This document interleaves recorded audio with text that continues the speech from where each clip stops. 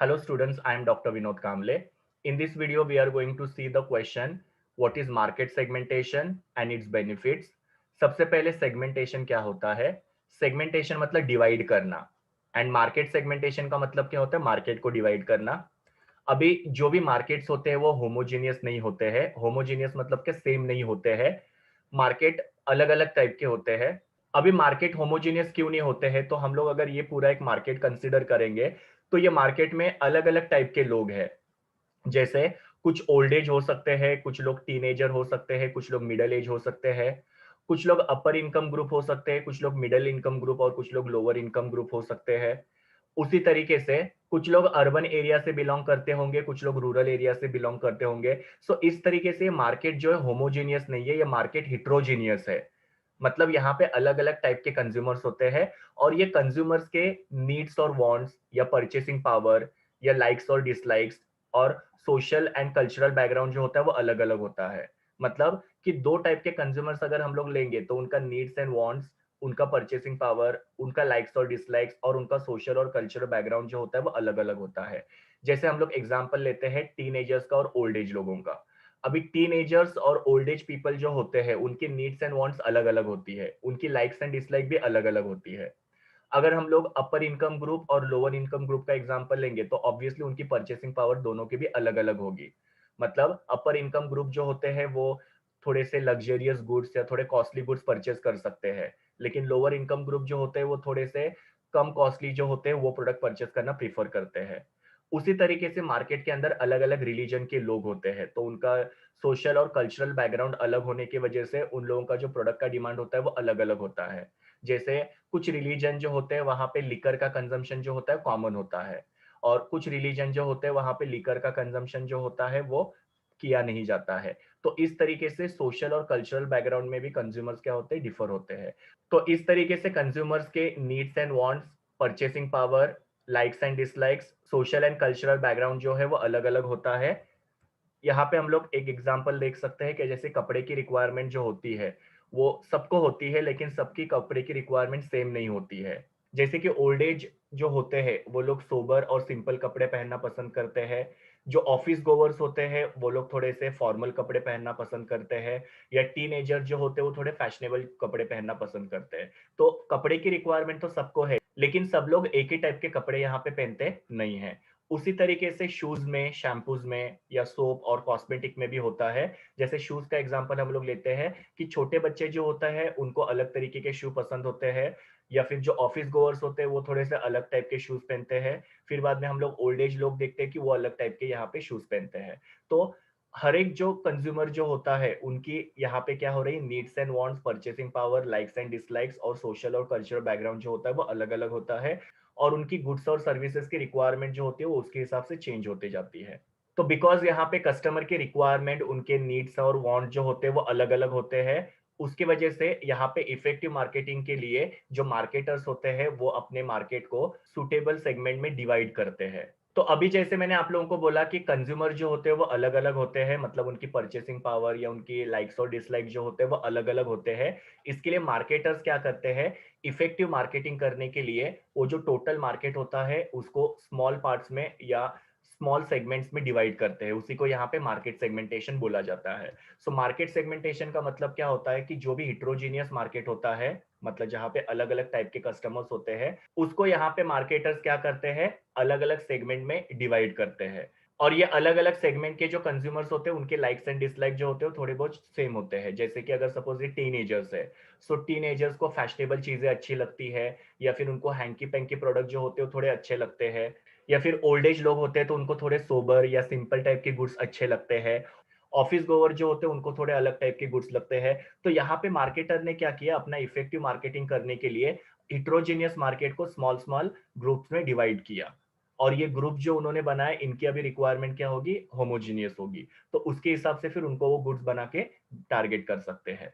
यहाँ पे डेफिनेशन दिया है मार्केट सेगमेंटेशन का, और ये डेफिनेशन जो फिलिप कॉटलर ने दिया है, और ये डेफिनेशन ये कहता है कि मार्केट सेगमेंटेशन एक प्रोसेस है जहाँ पे अलग अलग रिक्वायरमेंट के, अलग अलग डिजायर के कस्टमर जो होते हैं उनको आइडेंटिफाई किया जाता है.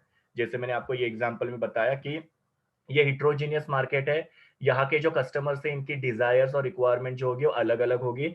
इसके लिए मार्केटर ने यहाँ पे क्या किया, ये जो हिट्रोजीनियस मार्केट है उसको स्मॉल स्मॉल ग्रुप्स में डिवाइड किया, और ये ग्रुप जो होते हैं इनकी रिक्वायरमेंट्स और इनकी डिजायर जो होती है वो सेम होती है, ताकि उनको उस हिसाब से गुड्स को बना के बेचा जा सकता है। जैसे कि अगर ये ओल्ड एज है तो उनको अलग टाइप की गुड्स बना के बेचेंगे, ये टीन एजर्स है तो उनको अलग टाइप की गुड्स बना के बेचेंगे, ये अगर मिडिल एज ग्रुप है तो उनको अलग तरीके की गुड्स बना के बेच सकते हैं।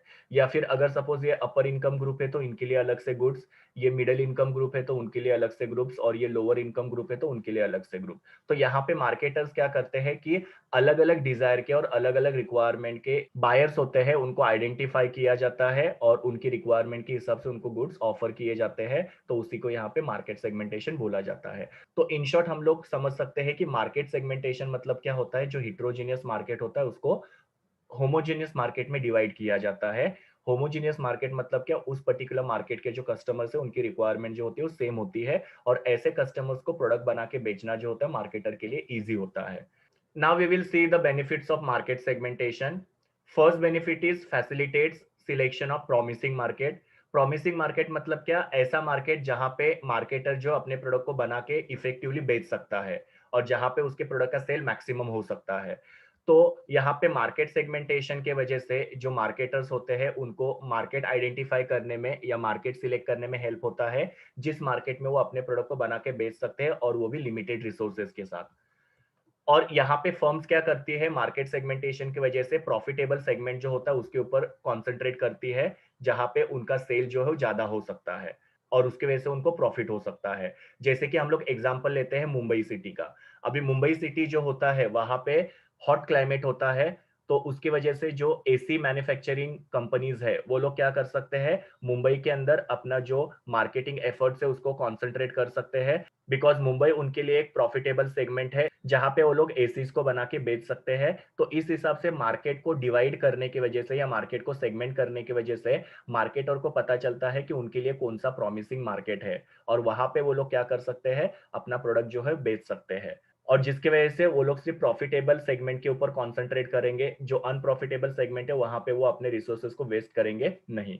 जैसे कि अगर हम लोग एग्जांपल लेते हैं, कोई एक पर्टिकुलर एरिया है जहां पे बहुत ज्यादा ठंड होती है, तो ऑब्वियसली वहां पे वो एसी जो है वो मैन्युफैक्चरिंग करके बेचने में एफर्ट करेंगे नहीं, बिकॉज वो उनके लिए प्रॉफिटेबल सेगमेंट नहीं है। लेकिन मुंबई जो है वो उनके लिए प्रॉफिटेबल सेगमेंट है, तो वहां पे वो लोग क्या करेंगे, पूरी तरीके से अपनी मार्केटिंग एफर्ट्स को कॉन्सेंट्रेट करेंगे। Second benefit is consumer oriented marketing. Consumer oriented का मतलब क्या होता है, कंज्यूमर्स के ऊपर फोकस करने वाला, मतलब ऐसा मार्केटिंग की जिसकी वजह से हम लोग कस्टमर जो है उनको सेटिस्फाई कर पाए। तो मार्केटिंग सेगमेंटेशन का जो पूरा कॉन्सेप्ट है या फिर प्रोसेस है वो कंज्यूमर के ऊपर फोकस करता है। मार्केट सेगमेंटेशन की वजह से मार्केटर जो होते हैं उनको कंज्यूमर के नीड्स और वांट जो होते हैं वो आइडेंटिफाई होते हैं या पता चलते हैं, और वो नीड्स एंड वांट्स को मार्केटर यहाँ पे फुलफिल करने की कोशिश करते हैं by offering them desired product. मतलब कस्टमर को जैसा प्रोडक्ट चाहिए वैसा प्रोडक्ट वो उनको बना के देते हैं, बिकॉज मार्केट सेगमेंटेशन की वजह से उनको पता चल गया कि उनके कस्टमर को क्या चाहिए। और उसके वजह से फिर क्या होता है कि जब कस्टमर को उनकी रिक्वायरमेंट के हिसाब से प्रोडक्ट मिलता है, उनके बजट के हिसाब से प्रोडक्ट मिलता है, तो कस्टमर जो होते हैं वो सेटिस्फाइड होते हैं। तो मार्केट सेगमेंटेशन की वजह से हम लोग कंज्यूमर ओरिएंटेड मार्केटिंग कर सकते हैं, मतलब यहाँ पे कस्टमर के रिक्वायरमेंट को आइडेंटिफाई करके उसके हिसाब से उनको प्रोडक्ट जो है ऑफर किया जा सकता है। जैसे अभी मैंने आप लोगों को एग्जांपल बताया कि मुंबई के जो कस्टमर्स है उनको एसी की रिक्वायरमेंट है, तो यहाँ पे मार्केटर जो उन्होंने उनकी रिक्वायरमेंट को आइडेंटिफाई किया। या फिर मुंबई के जो कस्टमर्स होते हैं उनको ऐसे फर्नीचर की जरूरत है जो स्पेस सेविंग हो, मतलब कि यहाँ पे घर जो होते हैं वो छोटे होते हैं और लोगों के बहुत सारे घर में सामान होता है, तो ऐसा फर्नीचर उनको बनवा के देना जिसमें उनका स्पेस जो है वो बच जाए। तो इस तरीके से यहाँ पे मार्केट सेगमेंटेशन करने की वजह से जो मार्केटर है उनको कस्टमर की नीड्स पता चले और वो नीड्स को मार्केटर फुलफिल करते हैं, जिसकी वजह से कंज्यूमर जो होते हैं सेटिस्फाइड होते हैं, और जिसकी वजह से अगेन मार्केटर का प्रॉफिट जो होता है बढ़ता है। Then third benefit is designing product. Market segmentation की वजह से कस्टमर के रिक्वायरमेंट के हिसाब से प्रोडक्ट जो होता है वो डिजाइन करने में हेल्प होता है। मतलब यहाँ पे मार्केट सेगमेंट करने की वजह से कस्टमर को कैसा प्रोडक्ट चाहिए जो उनके नीड को फुलफिल करे, तो ऐसा उनके नीड को सुटेबल जो प्रोडक्ट है वो डिजाइन करने में मार्केट सेगमेंटेशन हेल्प करता है। कंपनी जो होती है वो अलग अलग टाइप के प्रोडक्ट्स बनाती है जो अलग अलग सेगमेंट के या अलग अलग टाइप के जो कस्टमर्स होते हैं उनके रिक्वायरमेंट को फुलफिल करे। जिसकी वजह से कस्टमर्स तो सेटिस्फाइड होते ही है, उसी के साथ-साथ कंपनी का सेल्स और प्रॉफिट जो होता है वो बढ़ने में हेल्प होता है। जैसे हम लोग एक एग्जांपल लेते हैं कि एक मार्केटर है जिसने अपने मार्केट को 2 हिस्सों में डिवाइड किया, एक है रूरल मार्केट और दूसरा है अर्बन मार्केट। अभी यहाँ पे उनको क्या होगा कि कौन-सा प्रोडक्ट बना के कहाँ पे बेचना है, वो मार्केट सेगमेंटेशन की वजह से उनको पता चलेगा। जैसे कि अर्बन एरिया है, तो ऑब्वियसली वहाँ पे कस्टमर की जो परचेसिंग पावर होगी वो ज़्यादा होगी। तो वहाँ पे मार्केटर्स क्या करेंगे, लक्ज़रियस प्रोडक्ट बना के बेच सकते हैं। और वही अगर रूरल मार्केट में अगर उनको कोई प्रोडक्ट बेचना है तो वो क्या करेंगे, वहाँ पे कस्टमर जो ज़्यादा लक्ज़रियस प्रोडक्ट परचेस नहीं करते, तो वहाँ पे मार्केटर जो है लक्ज़रियस प्रोडक्ट नहीं बेचेंगे। वहाँ पे जो उनके बजट के हिसाब से प्रोडक्ट होगा वो बना के मार्केटर वहाँ पे बेचेगा। सो यहाँ पे मार्केट सेगमेंटेशन करने की वजह से मार्केटर को पता चल रहा है कि कौन-सा प्रोडक्ट जो है वो हम लोग को डिज़ाइन करना चाहिए या कौन-सा प्रोडक्ट बना के कौन से मार्केट में बेचना चाहिए। Next one is pricing the product, मतलब मार्केट सेगमेंटेशन की वजह से कितना प्राइस चार्ज करना चाहिए वो भी यहाँ पे मार्केटर को पता चलता है। क्योंकि मार्केट सेगमेंटेशन की वजह से कस्टमर को पता चलता है कि जो भी मार्केट उन्होंने सिलेक्ट किया है, वहाँ के कस्टमर्स का प्रोफाइल क्या है, जैसे कि उनका इनकम कितना है या उनका बाइंग हैबिट कैसा है, मतलब वो कौन से टाइप की गुड्स परचेज़ करते हैं या कितनी बार परचेज़ करते हैं। उनका बाइंग मोटिव क्या है? बाइंग मोटिव का मतलब क्या होता है? Buying purpose. जैसे कि हम लोग एग्जांपल लेते हैं कि कोई भी कस्टमर जब एक कोई बाइक परचेज़ करता है या स्कूटी परचेज़ करता है, तो उसके पीछे उनका मोटिव ये होता है कि उनको कम्फर्ट चाहिए। या कुछ कस्टमर्स होते हैं, वो जानबूझ के लक्ज़रियस गुड्स परचेज़ करते हैं ताकि समाज में उनका जो स्टेटस है वो बढ़े। या कुछ कस्टमर्स ऐसे होते हैं जो आउट ऑफ लव कोई प्रोडक्ट परचेज़ करते हैं। जैसे कोई ब्रदर अपने सिस्टर के लिए कोई गिफ्ट वगैरह परचेज़ कर रहा है या कोई हस्बैंड अपने वाइफ के लिए कोई प्रोडक्ट परचेज़ कर रहा है। तो यहाँ पे क्या हो रहा है कि जो कम्फर्ट हो गया या फिर स्टेटस हो गया या फिर लव एंड अफेक्शन हो गया, तो ये सारे बाइंग मोटिव है। मतलब किसी ना किसी पर्पस की वजह से यहाँ पे गुड्स परचेज़ किए जा रहे हैं। जैसे बाइक परचेज़ की जा रही है कम्फर्ट के लिए या फिर लक्ज़रियस गुड परचेज़ किया जा रहा है स्टेटस के लिए या फिर कोई गिफ्ट परचेज़ किया जा रहा है अपना लव शो करने के लिए। तो इस हिसाब से यहाँ पे क्या हो रहा है कि मार्केट सेगमेंटेशन करने की वजह से मार्केटर को कस्टमर का प्रोफाइल जो होता है वो पता चलता है, जैसे कस्टमर का इनकम क्या है, उनका बाइंग हैबिट क्या है और उनका बाइंग मोटिव क्या है। और इसके हिसाब से फिर मार्केटर जो है अपने प्रोडक्ट की प्राइस जो है फिक्स कर सकते हैं। जैसे हम लोग एग्जांपल लेते हैं कि इंडिया की अगर बात करते हैं तो वहाँ पे कुछ कस्टमर्स ऐसे हैं जो अपर इनकम ग्रुप है, कुछ मिडल इनकम ग्रुप है और कुछ लोअर इनकम ग्रुप है। इसके लिए हम लोग डिटर्जेंट पाउडर देखते हैं। डिटर्जेंट पाउडर में हम लोग को वेरिएशंस दिखते हैं और उनके प्राइस में भी वेरिएशन होता है। जैसे कि एरियल और रीन जो होता है वो हाई प्राइस का होता है, तो ऑब्वियसली वो जो अपर इनकम ग्रुप के लोग हैं उनके लिए होगा। या टाइड वगैरह हम लोग देखते हैं तो उनकी प्राइस जो होती है थोड़ी कम होती है, तो मिडिल क्लास कस्टमर्स के लिए हो गया। तो यहाँ पे क्या हो रहा है कि मार्केट सेगमेंटेशन करने की वजह से उस पर्टिकुलर मार्केट के जो कस्टमर्स है उनका प्रोफाइल मार्केटर को पता चल रहा है, मतलब उनका इनकम कितना है, उनका बाइंग हैबिट कितना है, उनका बाइंग मोटिव क्या है और उसके हिसाब से मार्केटर यहाँ पे अपने प्रोडक्ट का प्राइस जो फिक्स कर सकते हैं। और यहाँ पे आप लोग डिटर्जेंट पाउडर का एग्जांपल लिख सकते हो। Fifth benefit is effective promotion. Now जब भी प्रमोशनल मैसेज या मीडिया सिलेक्शन किया जाता है तो उसमें एक पर्टिकुलर जो सेगमेंट होता है उसको ध्यान रख के उसके हिसाब से यहाँ पे प्रमोशनल मैसेज और मीडिया सिलेक्ट किया जाता है। जैसे कि हम लोग यहाँ पे एग्जांपल लेते हैं कि अगर हाउसवाइफ्स को टारगेट करना है तो टीवी मीडिया यूज किया जा सकता है। या जो ऑफिस गोवर्स होते हैं, मतलब जो जॉब पे वगैरह जाते हैं, तो उनको अगर टारगेट करना है तो आउटडोर मीडिया जैसे कि बस या रेलवे स्टेशन या होर्डिंग्स, पोस्टर्स, ये सब के थ्रू यहाँ पे प्रमोशन किया जा सकता है। तो यहाँ पे क्या हो रहा है कि हमने मार्केट को सेगमेंट किया है। जैसे कि एक हमारा प्रोडक्ट है जो हाउसवाइफ्स के लिए है, तो उसके लिए हम लोग ने टीवी मीडिया सिलेक्ट किया। दूसरा प्रोडक्ट हमारा ऐसा है जो ऑफिस गोवर्स के लिए है, जैसे कि शर्ट्स हो सकते हैं या पैंट हो सकता है। तो वो ऑफिस गोवर्स के लिए है, तो वहाँ पे उनको टारगेट करने के लिए आउटडोर मीडिया सिलेक्ट किया जा सकता है। तो मार्केट डिवाइड करने की वजह से या मार्केट सेगमेंट करने की वजह से मार्केटर जो है उसको पता चलता है कि कैसे प्रमोशन करना है या कैसे मीडिया को सिलेक्ट करना है। Sixth benefit is distribution strategy, मतलब यहाँ पे मार्केट सेगमेंटेशन करने की वजह से मार्केटर को पता चलता है कि किस तरीके से अपने डिस्ट्रीब्यूशन स्ट्रैटेजी को डिजाइन करना है। जैसे यहाँ पे हम लोग एग्जांपल लेते हैं कि जो हाई प्राइस प्रोडक्ट्स होते हैं, जैसे कि परफ्यूम्स होते हैं या बैग्स होती है, कार होते हैं, ज्वेलरी होते हैं, तो ये हाई प्राइस प्रोडक्ट जो होते हैं उसके लिए जो उनका टारगेट होता है वो होता है अपर इनकम ग्रुप। और उसके लिए वो लोग फिर क्या करते हैं, एक्सक्लूसिव शोरूम जो होते हैं वो सेटअप करते हैं। जैसे कि हम लोग ज्वेलरी का एग्जांपल लेते हैं, तो बहुत सारे ज्वेलरी के जो मार्केटर्स होते हैं वो लोग अपना खुद का एक्सक्लूसिव शोरूम जो होता है वो सेटअप करते हैं, जहाँ पे वो लोग अपर इनकम ग्रुप जो होते हैं उनको टारगेट करते हैं।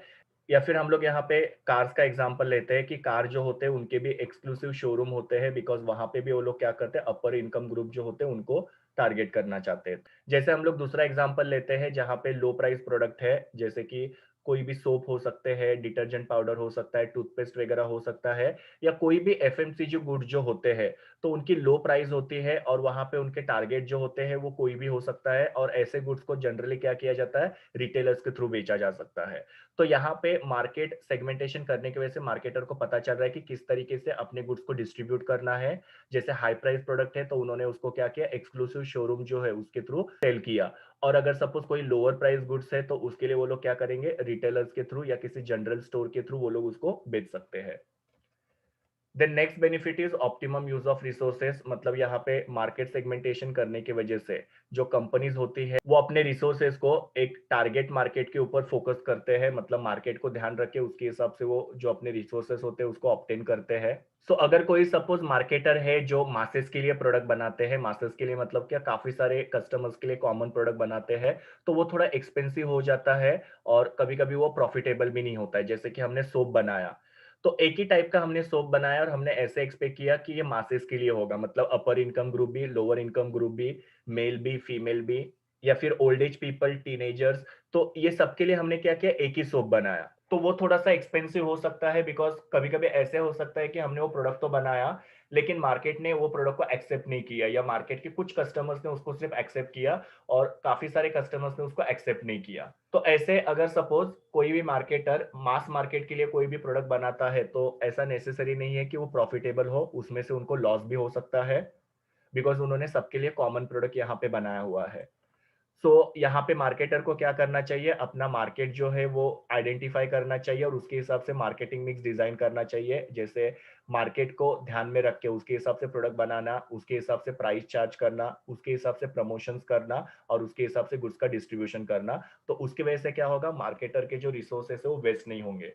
पर अगर मासेस के लिए प्रोडक्ट बनाएंगे तो ऑब्वियसली वहां पे रिसोर्सेस वेस्ट होने के चांसेस हो सकते हैं, बिकॉज कॉमन प्रोडक्ट अगर सबके लिए हम लोग बनाएंगे तो मे बी कस्टमर्स उसको एक्सेप्ट नहीं करेंगे और उसकी वजह से रिसोर्सेज जो है वेस्ट हो सकते हैं। Next is achieve marketing objective, मतलब मार्केट सेगमेंटेशन क्या करता है, मार्केटर के जो मार्केटिंग ऑब्जेक्टिव्स है उनको अचीव करने में हेल्प करता है।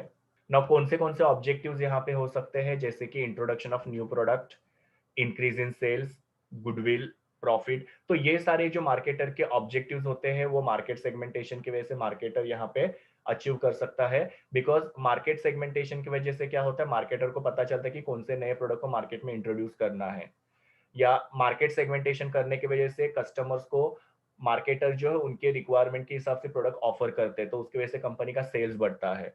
और मार्केट सेगमेंटेशन की वजह से कस्टमर को जैसे चाहिए वैसा प्रोडक्ट ऑफर कर रहे हैं, इसकी वजह से कंपनी का गुडविल भी बढ़ रहा है। तो ये सारे जो ऑब्जेक्टिव्स है मार्केटर के, वो मार्केट सेगमेंटेशन अचीव करने में हेल्प करता है। So this was all about market segmentation and it's benefits. Thank you students, please do like, share, comment and subscribe to my YouTube channel, and also recommend my channel to your friends. We will meet in the next video.